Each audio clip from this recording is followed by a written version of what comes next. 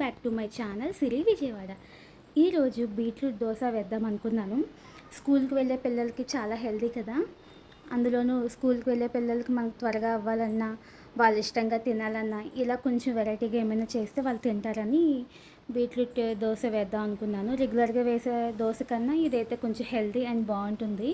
నేనైతే ఒకటి తీసుకున్నా, ఒక చిన్న సైజు బీట్రూట్ తీసుకొని దాన్ని పీల్ తీసేసుకొని వాష్ చేసుకొని చిన్న చిన్న ముక్కలుగా మిక్సీలో వేసుకొని కొంచెం వాటర్ వేసుకొని గ్రైండ్ చేసుకున్నాను. తర్వాత ఆల్రెడీ ప్రిపేర్ చేసుకున్న దోశ బ్యాటర్లోకి ఇది వేసుకొని మిక్స్ చేసేసుకున్నా. మీకు కావాలంటే మిక్స్ చేసే దాంట్లోనే కొంచెం జింజర్ వేసుకున్నా కూడా చాలా బాగుంటుంది. నేనైతే యాడ్ చేసుకోలేదు. చూసారు కదా, చాలా కలర్ఫుల్గా ఉంది కదా, పిల్లలు కూడా చాలా ఇష్టంగా తింటారు. ఇందులోనే కొంచెం సాల్ట్ వేసుకొని కలిపేసుకొని పక్కన పెట్టుకోవాలి. ఈ లోపల బాగా నానుతుంది.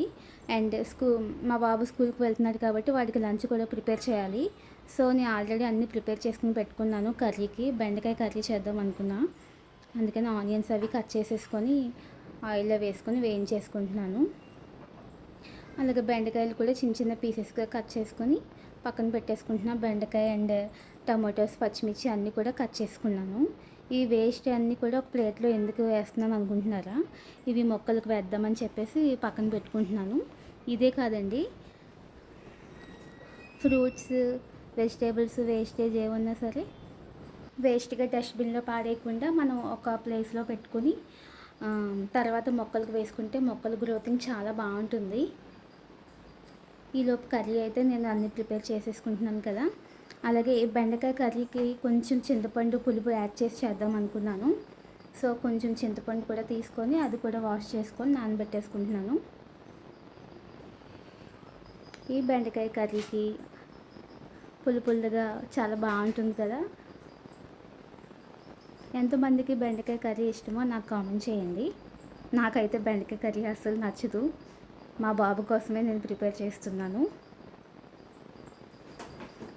చింతపండు ఇలా నానబెట్టేసుకోవాలి. తర్వాత ఈ బెండకాయ, టమాటా, పచ్చిమిర్చి అన్నీ కూడా ఇందులో వేసేసుకొని కొంచెం సాల్ట్ అండ్ కారం కూడా వేసుకొని మగ్గించుకోవాలి.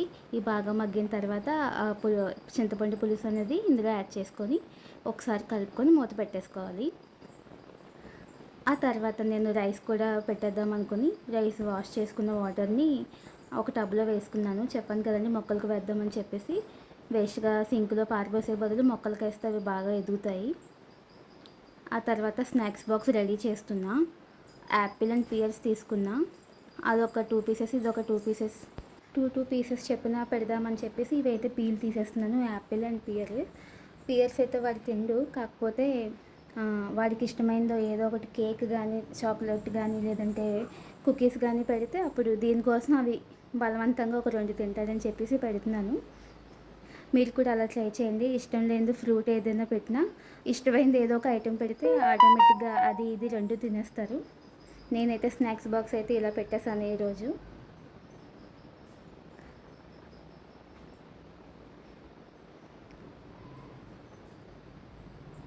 సింపుల్గా అయిపోతుంది కదా. కానీ మార్నింగ్ స్కూల్స్ అనగానే లంచ్, స్నాక్స్, బ్రేక్ఫాస్ట్ ఇవన్నీ రెడీ చేయడానికి మామూలుగా ఉండదు హడావిడి. పేరెంట్స్కి అయితే ఈ అన్నీ కంప్లీట్ చేసి వాళ్ళు తింటారా అని చెప్పేసి మనకి ఇదొక టెన్షన్ ఉంటుంది కదా. ఈ కేక్ది కవర్ కూడా కట్ చేసి పెట్టేస్తున్నాను. ఎందుకంటే చిన్నపిల్లలు కదా, వాళ్ళకి మళ్ళీ తీసుకోవడం రాదని చెప్పేసి నేను ఈ విధంగా కట్ చేసి బాక్స్ అయితే పెట్టేస్తున్నాను. తర్వాత ఇప్పుడు మనం దోశల్లోకి వచ్చేద్దాం. చూడండి, చాలా కలర్ఫుల్గా ఉంది కదా దోశ. ఇదైతే హెల్త్కి చాలా మంచిది. మామూలుగా అయితే క్యారెట్, బీట్రూట్ అస్సలు తినరు పిల్లలు. మనం ఈ విధంగా ఇందులో యాడ్ చేసి పెట్టామంటే వాళ్ళు కొంచెం కలర్ఫుల్గా అందంగా ఉంటుంది కాబట్టి మ్యాక్సిమం తింటారు. ఒక్కటి తిన్నా చాలండి ఇటువంటివి. సో ఈ విధంగా అయితే వేసేసుకొని కొంచెం లైట్గా ఆయిల్ అప్లై చేసుకొని వేసేసుకోవడమే. చాలా చాలా ఈజీ అండ్ చాలా టేస్టీ కూడా. నేనైతే ఈరోజు మార్నింగ్ బ్రేక్ఫాస్ట్గా పిల్లలకైతే ఇది పెట్టాను. ఇందులోకి పల్లీ చట్నీ చేసి ఆల్రెడీ నేను రెడీ చేసి పెట్టేసుకున్నానండి. అదైతే పెట్టేశాను. నా వీడియోస్ కనుక మీకు నచ్చితే ప్లీజ్ సబ్స్క్రైబ్ చేయండి, లైక్ చేయండి, షేర్ చేయండి, నన్ను సపోర్ట్ చేయండి. Thank you for watching.